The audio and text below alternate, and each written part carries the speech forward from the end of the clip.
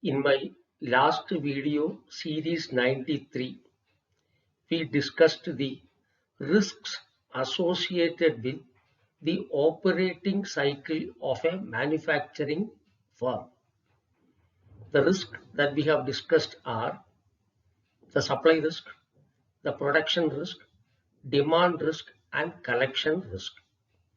Today, with this video series 94, let us understand the most popular working capital assessment method used for a manufacturing firm, namely maximum permissible bank finance method.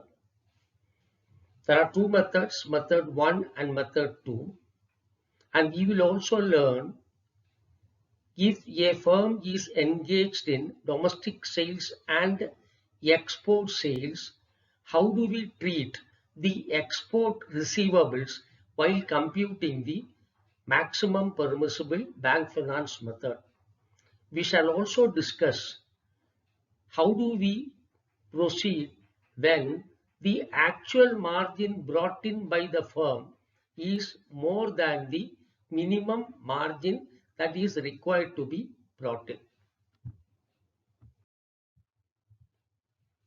We know that any business entity, irrespective of the nature of activity, that is, whether it is a service provider, whether it is a trader or a manufacturer, they need two types of investments.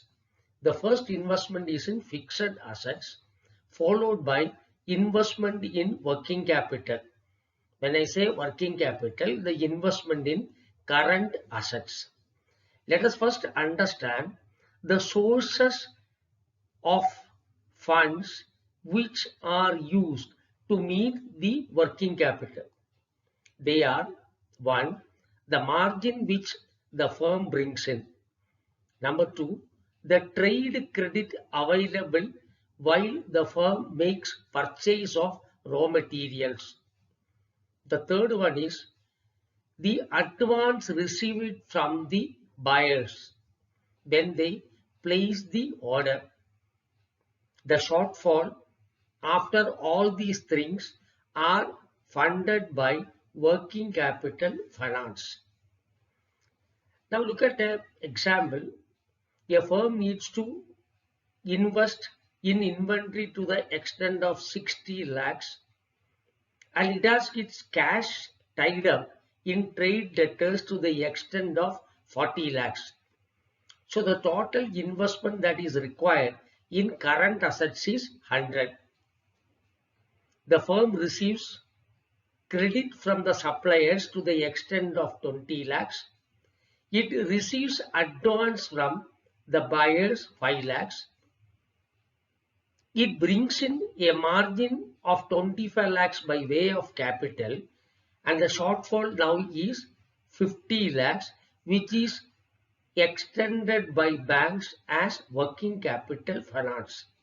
So the firm's requirement of 100 lakhs is met by the trade credit of 20 lakhs, the advance received of 5 lakhs, the working capital finance extended of 50 lakhs, and the margin of 25 lakhs brought in by the manufacturing firm.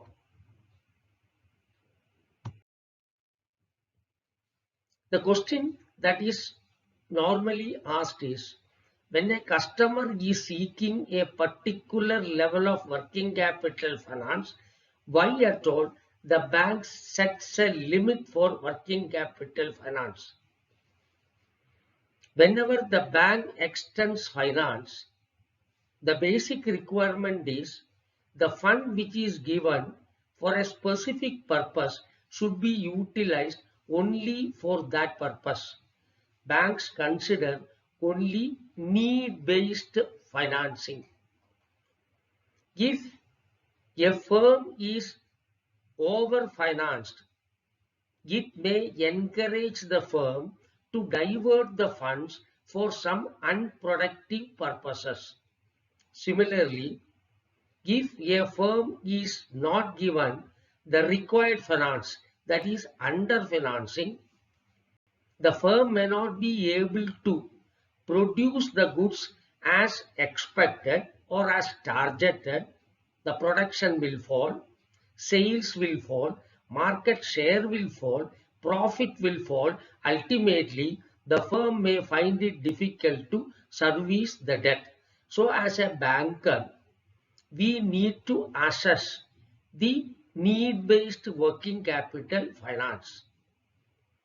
Subsequent to introduction of financial sector reforms, banks are given the freedom to devise their own methods for assessing working capital requirement of an industry. Let us understand the different methods which are being used by banks in assessing the need-based working capital finance of manufacturing units. There are three methods which are in vogue. They are maximum permissible bank finance method, sales turnover method, and cash budget method. While this video series 94, let us learn more about the maximum permissible bank finance method.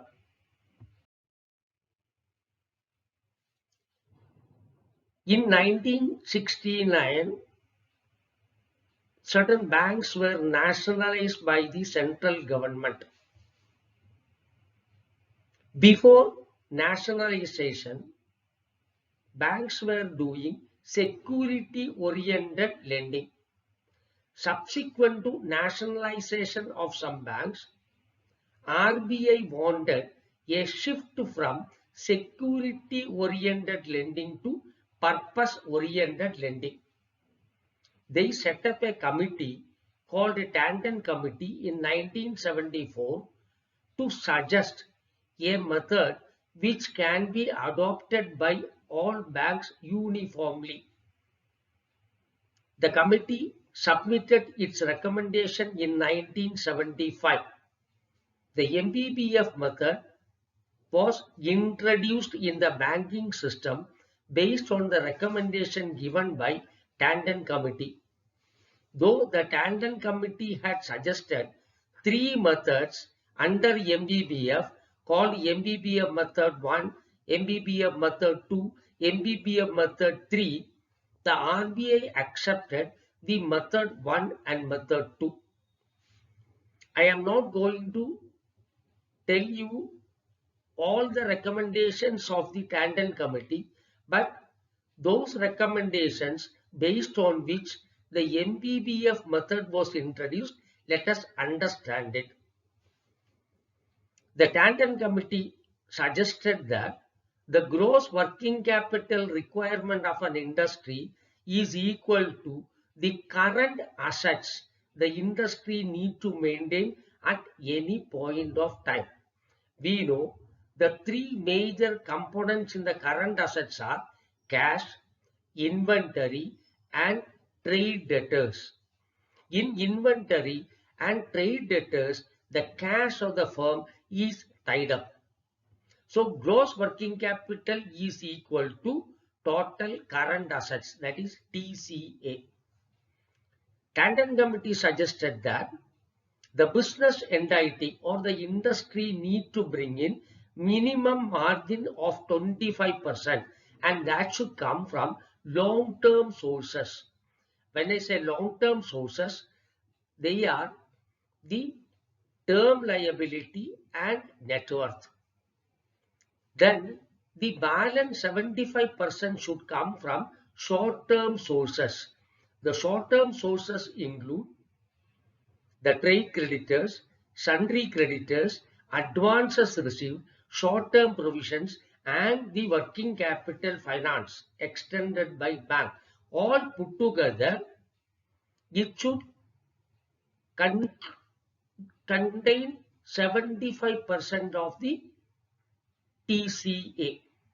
That is, out of the TCA, 25% will be by way of margin, which should come from long-term sources, and the balance 75% should come from short-term sources. The Tandon Committee suggested three methods, but two methods are adopted by RBI. The basic difference between method 1 and method 2 is in the minimum margin to be brought in by the manufacturing firm or industry. In method 1, the minimum margin required is 25% of the working capital gap. And in method 2, the minimum margin prescribed is 25% of the total current assets. Now let us take a numerical example. Method 1 and method 2, total current asset is 100. Other current liabilities, when I say other current liabilities excluding bank finance. Two things are deducted. One is the working capital finance and the current maturity of the term loan. The current maturity of the term loan is removed because that is not a source to fund the current assets.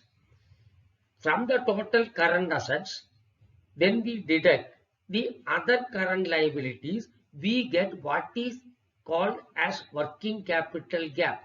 In both the cases, the working capital gap in this example works out to 80. Now take the case of method 1, where the minimum margin should be 25% of the working capital gap, which is 20, that is 25% of 80, and the balance 60 will be funded as working capital finance. When we go to method 2, the working capital gap remains at 80, but the business has to bring in 25% of the total current asset as margin, which is 25, that is 100 into 25%. So the balance comes to 55 lakhs. That is what is to be funded as working capital finance. So this is the basic concept of method 1 and method 2.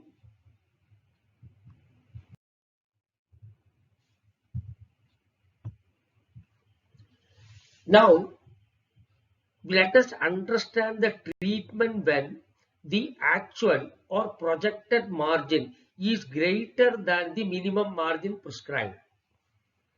An efficient management will rationalize the amount of working capital finance required to reduce the finance cost, which in turn will improve the profit. Once I reduce my working capital finance, the borrowing cost or the interest cost will come down. So it will in turn increase the profit. So such firms will bring in more margin than what is required to be brought in as minimum margin. In such cases, the actual margin will be deducted from the working capital gap to arrive at the MBBF. Now look at the numerical example given here. I am taking the same figure. I have my total current assets 100. Current liabilities excluding bank finance is 20. My working capital gap is 80. He has to bring the minimum margin of 20 in method 1, but he brings in the actual margin of 30. That is, the firm brings more margin than what is required. So I will deduct the working capital gap minus minimum margin, which is 60. I will also deduct working capital gap minus the actual margin, which is 50. The lower of the two I will extend as working capital finance. Similarly, in method 2, the working capital gap is 80, minimum margin is 25, but he brings in 30 as margin.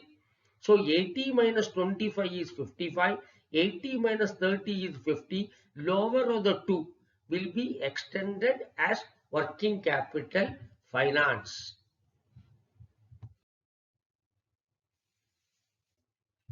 Now let us look at the case where the business is doing domestic sales as well as export sales, in which case how do we treat the export receivables while computing the working capital finance based on MBBF method?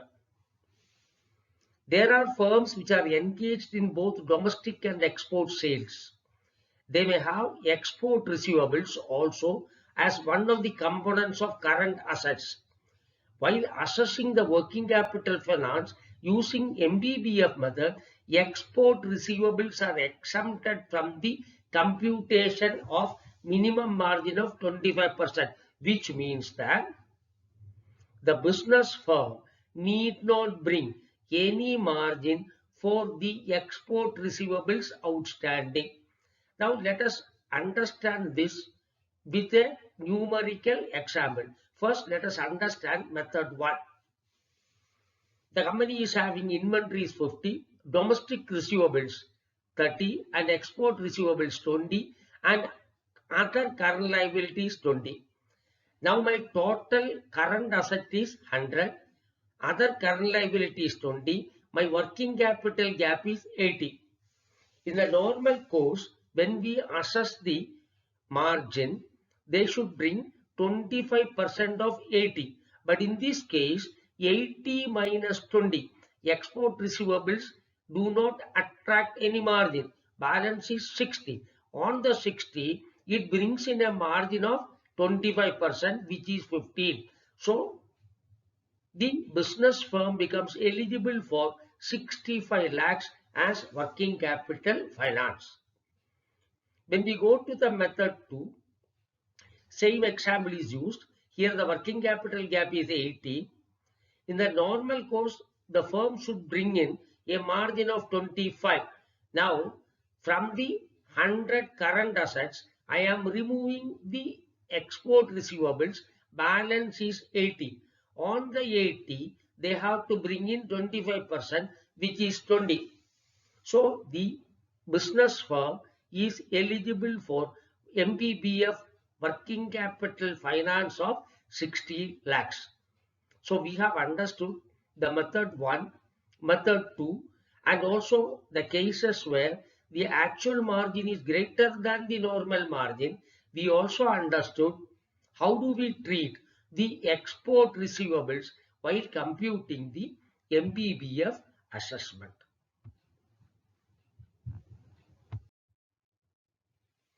Now, what we need to verify or assess before undertaking working capital finance assessment using MBBF method. Let us take an example. A manufacturing firm which is enjoying a working capital limit of 105 lakhs seeks enhancement in limit to 175 lakhs and 200 lakhs in the next 2 years. Let us understand the process step by step.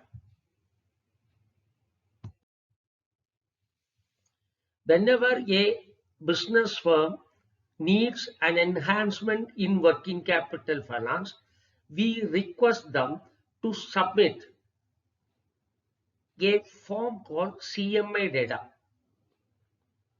I am not going in depth to the CMI data. Let us understand that the business firm will be required to furnish the last 2 years audited figures and the current year estimate and the next year's projections. So the firm furnishes 4 years data, which includes actuals for the 2 years, which we call it as year before last and last year, and the current year estimate and next year projection. Now we are in the month of November. So when I tell the customer to submit the current year estimate means based on the actual figures from April to October, he gives me a projection what will happen as on 31/3/2022. He gives me a P&L analysis, which we call it as operating statement. He gives me a balance sheet analysis. He gives me a computation of the holding periods of raw material, semi-finished goods, finished goods, and the credit period extended on sales and the credit period available on purchases in a format called CMA form number 4. He gives me a working capital computation, which we call it as CMA form number 5, and he also gives me what is called as a funds flow statement, that is movement of funds between years, which we call it as a CMA form number 6. So the first thing what we will do is a P&L analysis, that is analysis of operating statement. The next we do analysis of balance sheet. Then we go through and verify the holding periods as well as the credit periods. Then we look at the funds flow statement, which will give you an indication of the source from where the enhanced margin for the enhanced working capital finance come from. Then we do what is called as working capital finance assessment using MPBF method. When a company gives you the profit and loss account statement analysis in CMA form 2, which is also called as operating statement, we will first look at the growth in sales. We have the actual growth in sales.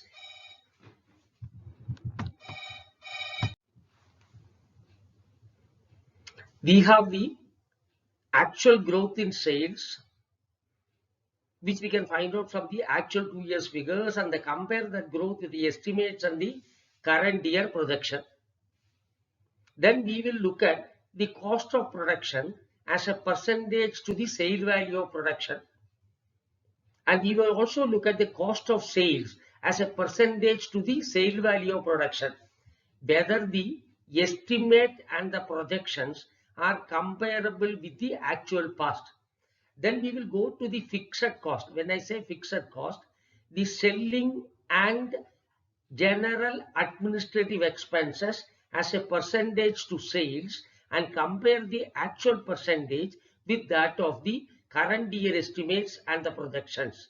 Then we will look at whether the firm had made adequate provision for the interest for the proposed credit facilities. Then we will compute the profit before depreciation, interest and taxes to gross sales. Then let us understand how do we calculate the sale value of production, that is equal to income from sale of products minus taxes plus closing stock of semi-finished goods and finished goods that we will add, and deduct opening stock of semi-finished goods and finished goods. That is how we arrive at the sale value of production. So cost of production and cost of sales, we will compute it as a percentage to the sale value of production. Then we move on to the balance sheet analysis. In the balance sheet analysis, we know there are two sides. One side gives you the current liability, term liability and net worth, and the other side gives current assets, fixed assets, non-current assets and intangible assets. The first thing what we need to do is ensure that all items of balance sheets are classified correctly. The second is calculate the basic ratios like current ratio, net worth, debt equity ratio, TOL to TNW ratio, etc. and ensure that the actual ratios of the past, estimated and projected ratios comply with the ratios prescribed in the lending policy of the bank. Verify that the short-term uses are met by short-term sources plus net working capital. Secondly, verify that the profit generated or the borrowed funds are not diverted through non-current assets such as investment in capital market or as investment in group firms or as loans to group firms or to promoters, etc. Next, ensure availability of adequate net working capital in the past.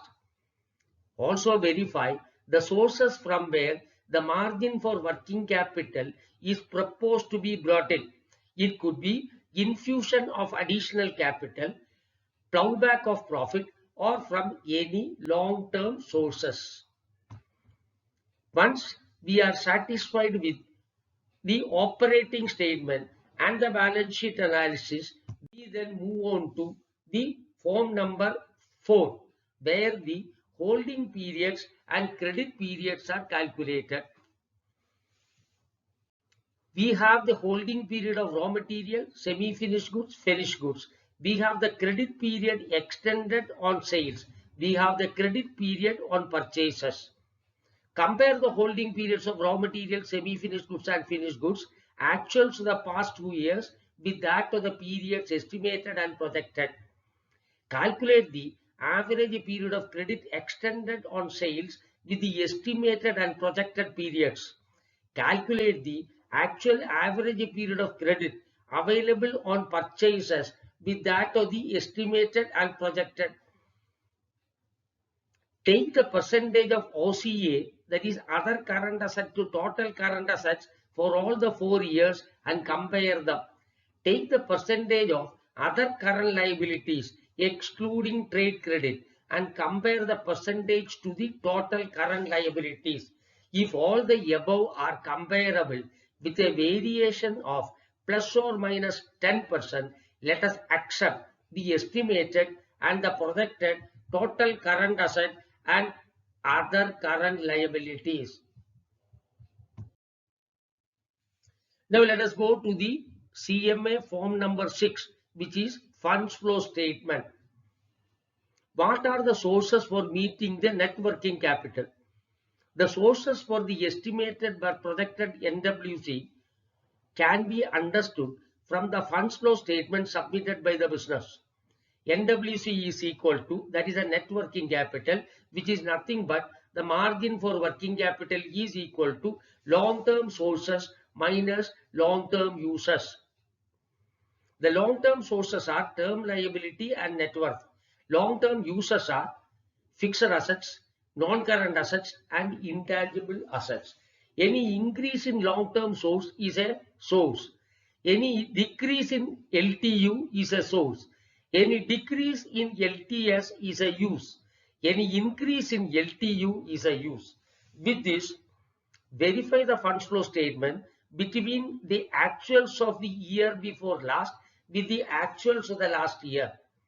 Similarly, verify the funds flow statement between the actuals of the last year with the estimates of the current year.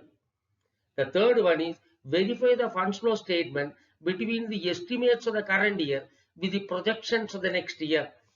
If LTS minus LTU is positive and the surplus equals the estimated NWC, then the sources can be easily found out.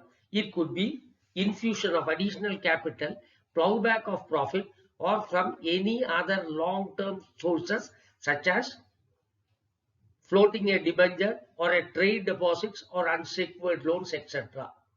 Let us now understand whatever we have explained so far from an actual financial statement. Let us compute the MBBF. Here is a profit and loss account statement covering 4 years figures, and we also have a holding period and the credit period covering 4 years. Let us now look at the P&L account. First, look at the growth in sales. The actual growth in sales is 25% and the estimated growth is 23%, and the next year projected sales is 21%. That means the projections are comparable. Look at the COP. The COP, the last 2 years were 86.84 and 85.80. Now they are projecting 86.81 and 86.81. They are comparable. Similarly, look at the cost of sales. They were 83.68 and 81.62, and now they are estimating 83.40 and 84.61. They are comparable.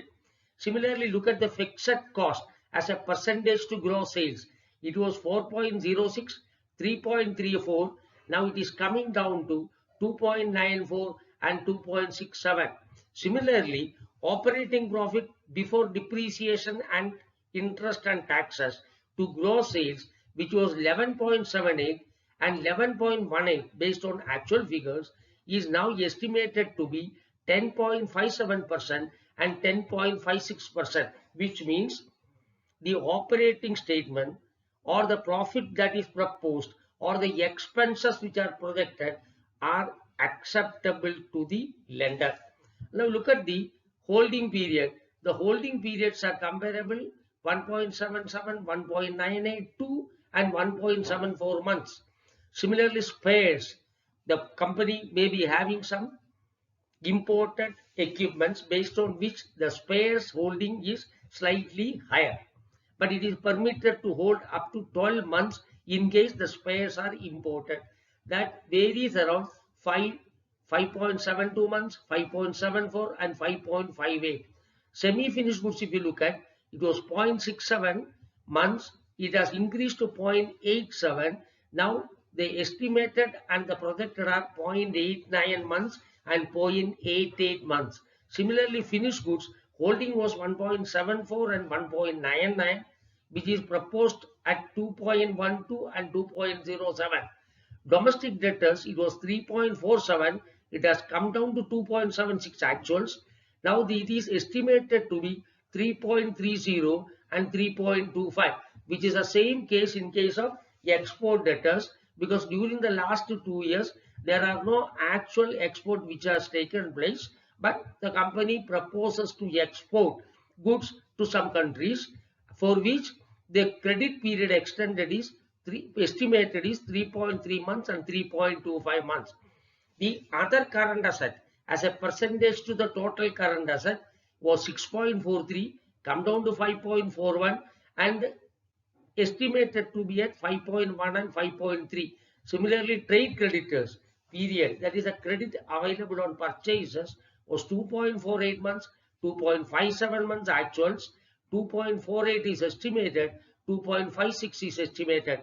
Similarly, other current liabilities excluding trade creditors as percentage to total other current liabilities is, it was 15.95 reduced to 14.62. Now it is estimated to be 12.71 and 11.41%, which means we can accept the total current assets and the OCL estimated for the working capital assessment.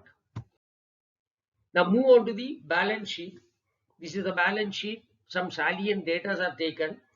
The company projects actual working capital limit was 103.94, 105.34 based on the audited figures.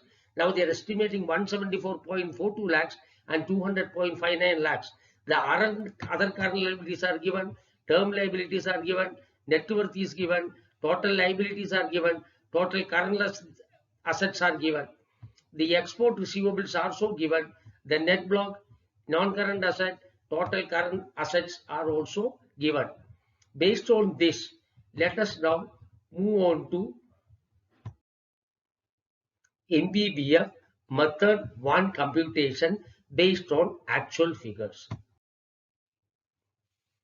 These balance sheet figures we have already explained. Now you come here, the working capital assessment is total current asset is estimated at 226, 271, 363 and 420. From there the other current liabilities, that is the current liabilities excluding.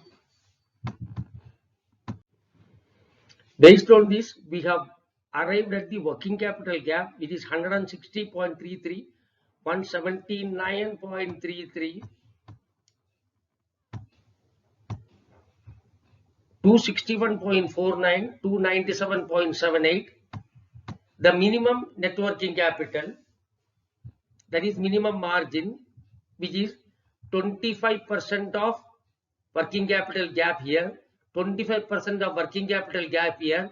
Here when we come here, the export receivables 15.69 is deducted to calculate the minimum NWC, and here again, since there is an export receivable to the tune of 32.02, that has been deducted to arrive at the net working capital at 66.44, and then the actual margin which is brought in is higher than what is required to be brought in, which is 56.39, 73.99, 87.07, 97.19. So I am deducting 3 minus 4 and 3 minus 5. You get two figures, 120.25, 103.94. of which the minimum amount will be 103.94 will be the working capital finance, which tallies with the working capital finance actually enjoyed. Similarly, in the next year also actuals, the eligible working capital finance works out to 105.34, which tallies with the working capital finance actually availed by the firm. That means there is no excess borrowing. Similarly, for the next year, the proposed margin is higher than the minimum margin.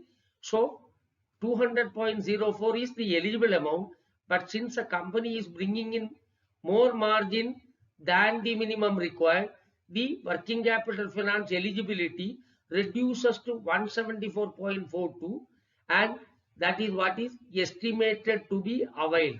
There is no excess borrowing in this case also. And the next year, when you look at again, the actual margin proposed to be brought in is 97.19 lakhs as against a minimum requirement of 66.44, based on which the eligible working capital finance works out to 200.59, which tallies with the projected working capital finance given by the company. Now here what we need to understand one thing is, the term loan installment payable within the next 12 months, that is the current maturity of the term loan, is classified as a current liability for the purpose of computing the current ratio. But when we are assessing the working capital finance, as the current maturity of the term loan is not a source to meet the working capital finance, that 7.98 lakhs has to be added to the term loan as a term liability. So when we treat the other current liabilities, we need to treat only the trade credit and other current liabilities. We should not take the current maturity of the term loan or the term loan installment payable within the next 12 months as a current liability. So we have shifted this to the term liability. Ultimately, the total outside liability, that is the current liability plus term liability, remains at 262.36 in both the cases. We only shifted the term loan installment from current liability to term loan, because for the purpose of computing current ratio, the current maturity of the term loan will be a current liability, but for the purpose of working capital computation, this will not be treated as a OCL, which we should keep in mind. Let us now move on to the next one. How do we calculate the minimum NWC in the method 1? Look at these figures. Here the working capital gap was 160.33. There are no export receivables, so we have taken 25% of the working capital gap as applicable in case of method 1. Similarly, in this case also the working capital gap was 179.33. There were no export receivables, so we have taken 25% of that as the minimum margin. But when it came to the estimates, the working capital gap is 261.49, but there is an export receivable of 1569, for which there is no need to bring in margin. So that we have deducted, and we have worked out the 25% of 245.80. We have deducted the export receivables. Similarly, for the projection also, we have removed the export receivables from the working capital gap and then calculated the minimum margin. This aspect need to be kept in mind wherever there are some export receivables available. Now, how did we compute the actual margin? I have already explained actual margin is equal to LTS minus LTU. The definition for the actual margin for working capital or the net working capital is surplus of LTS over LTU. Here if you look at the term liabilities and net worth, they are the long-term sources, and the long-term uses are the net block and NCA. So the sum total of LTS, sum total of LTU, if you deduct the LTU from LTS, you get the actual margin at 56.39. In this case, there are only two uses, that is the fixed assets and non-current assets. There are cases where there are intangible assets also. In such cases, the sum total of fixed asset, non-current asset and intangible assets need to be deducted from the sum total of term liability and net worth. That is why these figures are arrived at. All these cases, the term liability and the net worth deduction is net block of fixed assets and the non-current assets. This is how we calculate the actual or projected margin. Why we are telling actual is these 2 years it is actuals. The next 2 years it is projected NWC. That is why we use both the words actual as well as projected. Now based on this, next let us go to the funds flow statement to understand from where the margin is coming in. Now let us move on to the method 2.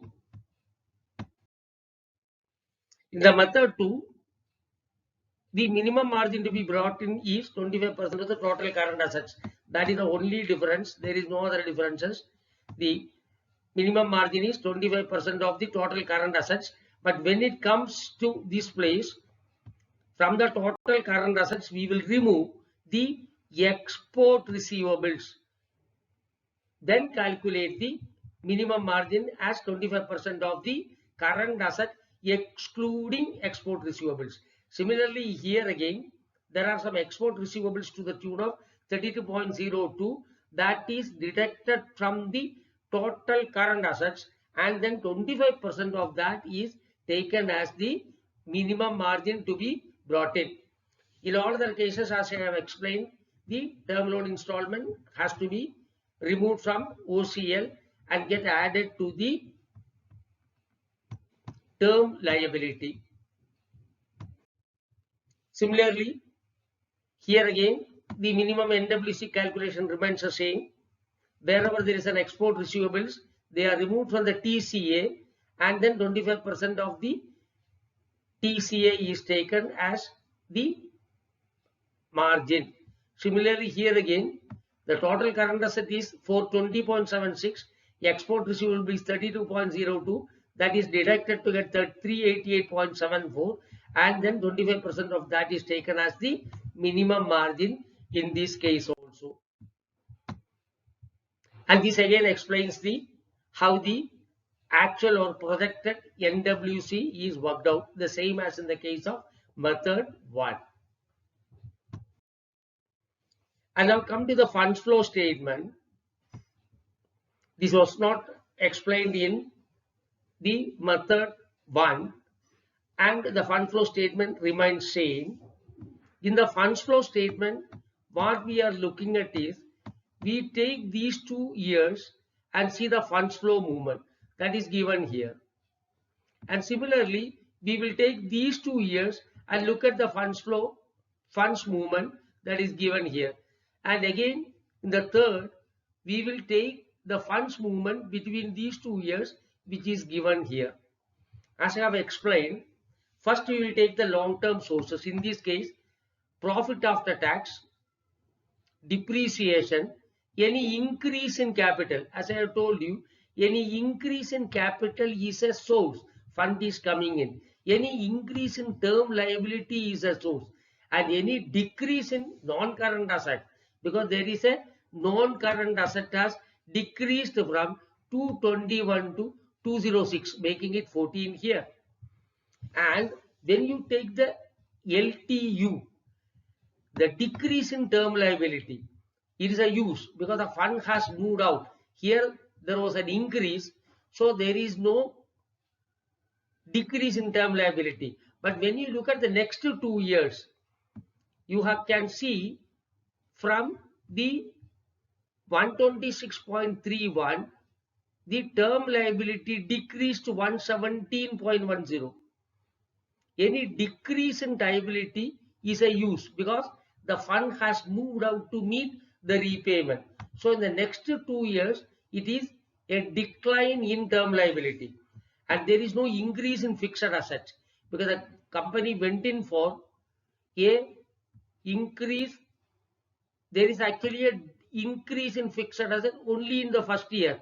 If you look at the net block, you will see that it has increased. So that there is a fixed asset increase is a use. When you come to increase in NCA, there is no increase in the first year. There was a decrease. But in subsequent years, if you look at this 206 has become 303 and 303 has become 13.59. So there is a use. So I have got the total long-term uses. I have the long-term sources, long-term uses. The difference between these two, provided this is greater, the margin is available to the extent of 17.59 crore. And similarly, the next year it is 13.08. Next year it is 10.11. Whenever the LTS is greater than LTU, the current ratio will be greater than 1 and it indicates the availability of margin. Now let us look at the working capital gap between 2 years. That is the first 2 years. Current assets increased by 45.10, OCL increased by 26.10. That means between 2 years, the working capital gap increased by 19 crore. I have the surplus margin of 17.59 and the shortfall was 140. That 140 is the increase between these 2 years in working capital finance. Similarly, in all the 3 years, we have a positive surplus, that is the LTS was greater than LTU. That means the margin available was adequate. So here again, the working capital finance has increased from 105 to 174, again from 174 to 200.59 lakhs. This is how the funds flow. So having understood the fund flow, now we have done the operating statement, satisfied with the P&L account projections estimate. We have done the balance sheet analysis. We have done the funds flow statement. We compared the holding period and the credit period, and we were satisfied with the TCA projection and OCL projection. By doing the funds flow statement, we understood from where the margin is coming in. If you look at the margin, it is very clear that margin is coming from one, the profit after tax and the depreciation. In the first year, it has already come from PAT, depreciation, capital is increased. There was an increase in term liability. There is a decrease in NCA. So the next 2 years, that is the estimated year and the projected year, it is going to come from the profit after tax and depreciation. Now, at this video series 94, we have learned working capital assessment of a manufacturing firm using maximum permissible bank finance method. Subscribe to this channel to receive intimation on my new videos. Please note that subscribing to this channel is free. Press the like button and share the information with your friends and colleagues. In my next video series 95, I shall come out with another interesting topic on lending. Thank you very much.